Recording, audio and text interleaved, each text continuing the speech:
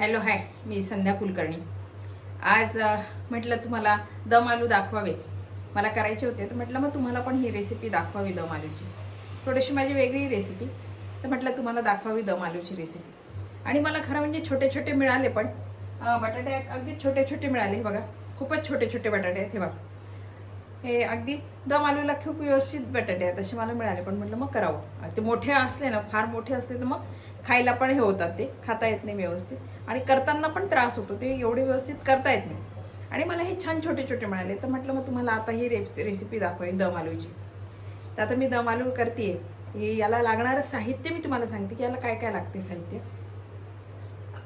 हे बघा, आता याला लागणारं साहित्य सांगते मी तुम्हाला. हे बघा, एक छान कांदे मी बारीक चिरून घेतलेले आणि हा खडा मसाला आहे. ह्या खडा मसाल्यामध्ये मी आपल्या तेजपत्ता घेतलाय, मोठी विलायची आहे आणि एक दगडफूल आहे, एवढं घेतलेलं आहे. हे छान बारीक मोठे चिरून घेतलेले टमाटे. आणि आज ना माझ्याकडे काजू नव्हते, म्हणून मी शेंगदाणे छान गरम पाण्यात घालून सोलून घेतलेले शेंगदाणे आहेत. आणि इकडे आले आणि लसण आहे, लसणाच्या 4-5 पाकळ्या घेतल्या. आले, ही कसुरी मेथी आहे, हे जिरं मोहरी आहे, आणि हा मॅगी मसाला आहे, हे धणेपूड आहे, आणि हे हळद आहे, हे तिखट आहे, आणि हे दही आहे, आणि हे आलू आपले अर्थातच हे आलू लागतातच, म्हणून हे छान सोलून घेतलेले आलू आहेत. याला लागणारं साहित्य एवढंच आहे. आता हे कसं करायचं हे मी तुम्हाला सांगते. आता मी टमाटा आणि आलं लसण आणि ते सोलून घेतलेले शेंगदाणे, काजू नव्हते माझ्याकडे, काजू संपले होते, नेमके काजू संपले आणि मला छान बटाटे मिळाले, त्याच्यामुळे मी काजू आता इथे आमच्या इथे जवळपास कोणी असं याचं दुकान आहे फ्रूटचं, त्याच्यामुळे मला काजू नाही आणता आले, तर म्हणून मी शेंगदाणे सोलून घेतलेले. तर आता मी हे बघा, हे टमाटे आणि याच्यामध्ये हे आलं आणि लसण मी तुम्हाला दाखवलं होतं, हे आलं लसण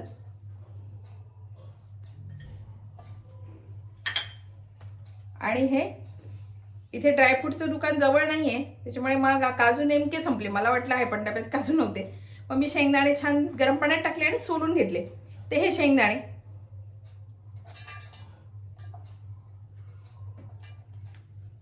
आता हे ना मी सगळं आधी मिक्सरमधून बारीक करून घेणार आहे.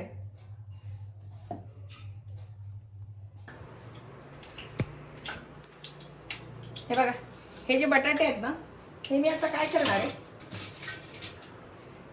असा काटेरीचा चमचा घेणार आहे आणि याने असे फक्त याला टोचा मारून घेणार आहे. म्हणजे आपण हे सगळं करू ना भाजी, तर ती पूर्ण त्याच्यामध्ये हे झाली पाहिजे, म्हणून मी आता सगळ्याला हे असा टोचा मारून घेते. पूर्ण असा. आणि हे बटाटे ना खूप छोटे छोटे आहेत माझे. हे बघा, पूर्ण असं इकडून इकडून असं त्याला टोचा मारून घ्यायचा छान. हे बघा, म्हणजे पूर्ण असे आपण जे आता मसाला करू तो मसाला त्याच्यामध्ये शिरायला आणि चवीला ते छान लागतील. पूर्ण मी टोचून घेतले.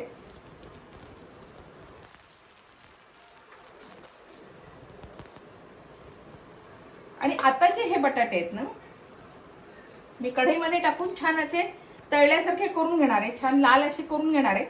आणि त्याच्यानंतर मी भाजी करणार आहे, ग्रेव्ही मग त्याच्यानंतर करणार आहे. हे बघा, मी आता हे छान टोचा मारून घेतला याला सगळीकडून असा.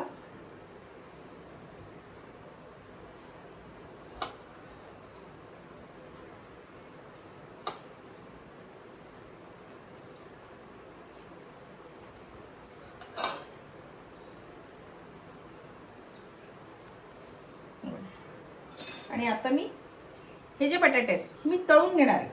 तळून म्हणजे असे छान लाल करून घेणार आहे. दाखवते मी आता तुम्हाला. हे बघा, आता हे ना मी छान कढईमध्ये ना छान हे तळून घेणार आहे. छान असे लालसर न होऊ देणार आहे मी हे. माझ्या याच्यावर काही कायला सालं राहिलं.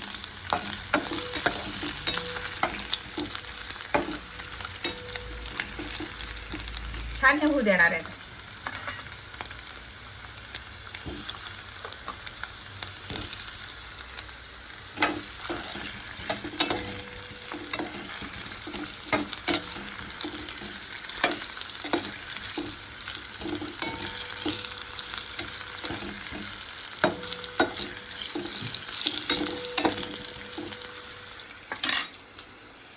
हे बघा आता हे ना छान इथे तांबूस रंगाचे होत आहे आणि मग मी याला काढून घेणार आहे. रंग बदलला याचे आता मी हे काढून घेणार आहे.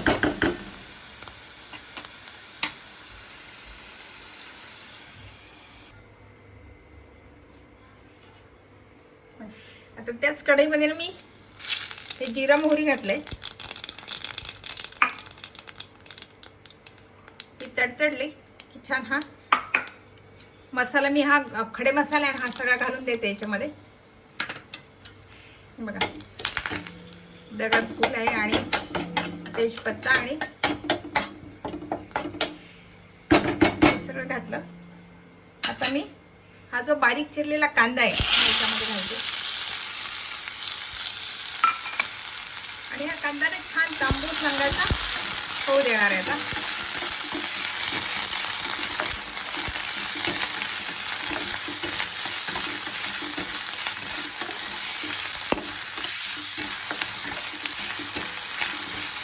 दगडफूल घातलं मी त्याच्यामध्ये आपलं आणि एक हा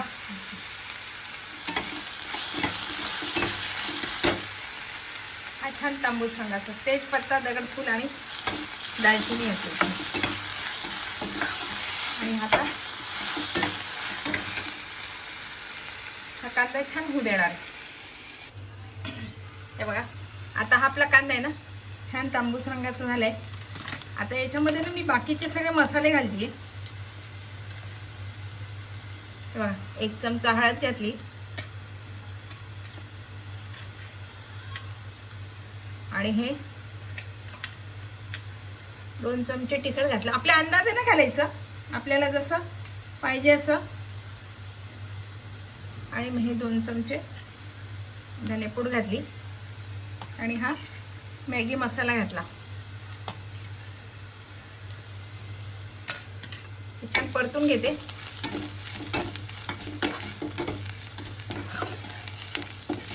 आपले हे सगळे मसाले परतले ना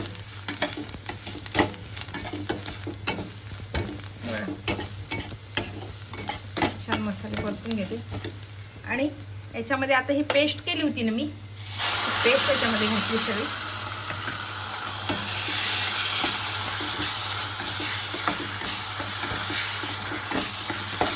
आणि आता याला तेल सुटेस तर हे छान परतायचं म्हणजे टमाटा कच्चा आहे ना आपला टमाटा छान शिजून जातो.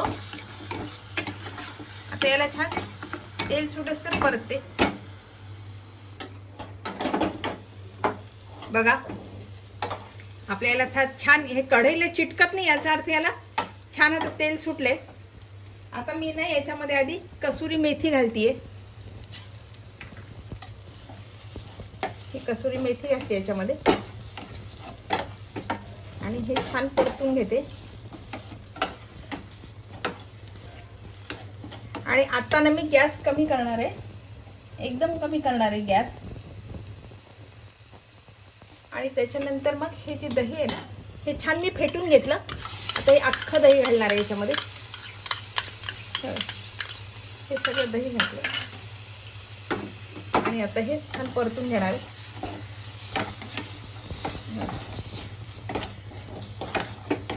दही घालताना केव्हाही गॅस कमी ठेवायचा किंवा बंद केला तरी चालतो, काहीच हरकत नाही.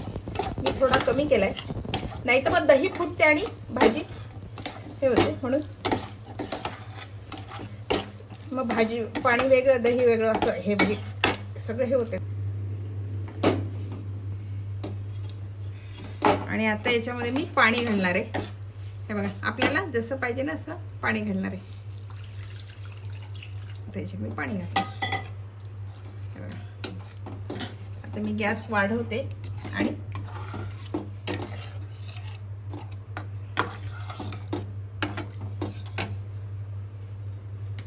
हे माझे बटाटे आहेत हे मी छान तुम्हाला म्हटलं की छान तळून घेतल्यासारखे केले हे सगळे याच्यामध्ये. आणि त्याला टोचलेलं आहे सगळं. आता हे याच्यात टाकून देते आणि 2-4 याला उकळे आला ना की आपली भाजी तयार आहे. थोडं मीठ घालायचं राहिलं, मीठ घालते. हे बघा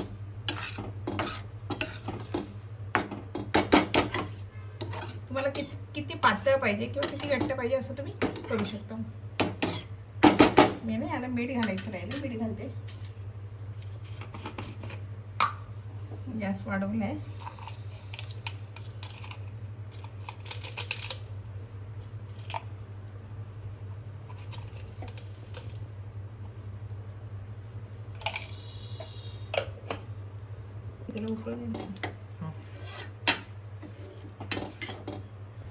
आणि आता बघा ही छान भाजी झाली आपली. आता मी याच्यावर झाकण ठेवलं म्हणजे छान याला दम दिल्यासारखं होईल आणि ती उकळेल छान. मग आपली भाजी तयार आहे. हे बघा याला आता छान दम दिल्यासारखं झालं. आता मी हे झाकण काढते आणि बघा छान आपली भाजीला उकळी आली. हे बघा वरून कोथिंबीर टाकायची. आपली भाजी तयार आहे.